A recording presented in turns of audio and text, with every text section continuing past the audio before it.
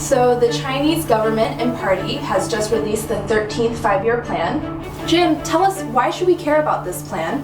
What can looking at the plan tell us about the priorities of the Chinese government and party?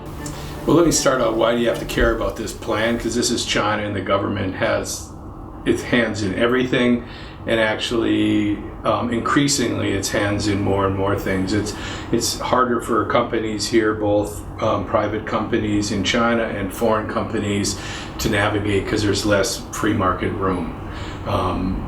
What you can get from this plan actually is the evolution of where things fit today politically and in a policy sense.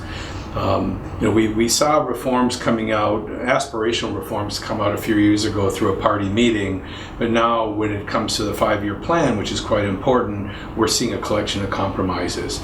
We're not seeing the decisive role of the market that was called for before. We're not seeing a lot of the more market-oriented reforms. What we're seeing is I think it's a plan that's trying to make everybody happy. It's trying to keep the SOEs happy, but have them do some reforms. It's a way to try to keep workers from having a large number of layoffs. It's also a plan to try to move China into what they're calling China 2025, which is high-end manufacturing, get out of the heavy industry, polluting heavy industries, or at least make them smaller and more efficient.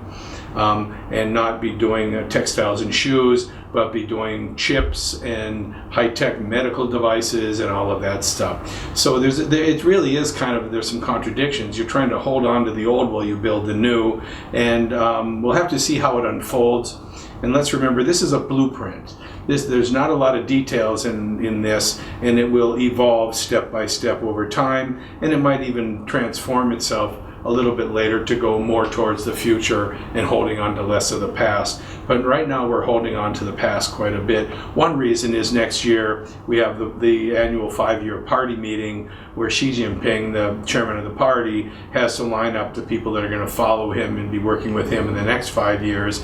And so I think there's a reluctance to do anything too radical to the old system right now.